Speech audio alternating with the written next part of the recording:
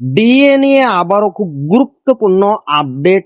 বকেয়া ডিএ মেটাতে নবান্নে শুরু জোর তৎপরতা। খুশির খবর পেতে পারেন সরকারি কর্মীরা। তো ভিডিওটি 1 সেকেন্ডের জন্য স্কিপ করবেন না, পুরোটা দেখবেন। চ্যানেলে নতুন হয়ে থাকলে অবশ্যই চ্যানেলটিকে সাবস্ক্রাইব করবেন এবং আমাদের পাশে থাকবেন। তো ভিডিওটি শুরু করা যাক।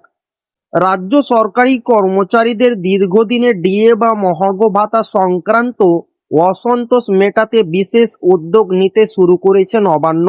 নতুন সরকার ক্ষমতায় আসার পরপরই প্রশাসনিক স্তরে এই তৎপরতা লক্ষ্য করা যাচ্ছে।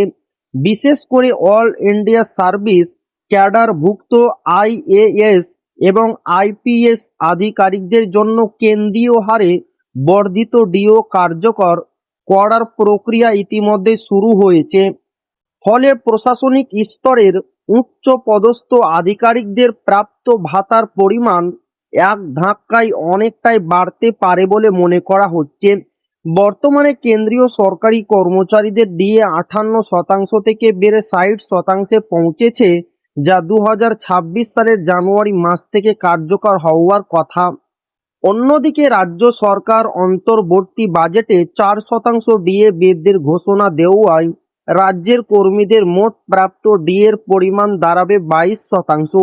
এর ফলে কেন্দ্র ও রাজ্যের মহার্ঘ ভাতার ফারাক বেড়ে দাঁড়িয়েছে 38%।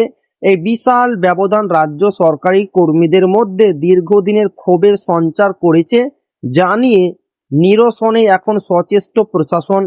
তো এই ছিল ডিএনএ খুব গুরুত্বপূর্ণ আপডেট, যা আপনাদের মাঝে শেয়ার করলাম। তো আবারও দেখা হবে ডিএ রিলেটেড খুব গুরুত্বপূর্ণ ভিডিওতে।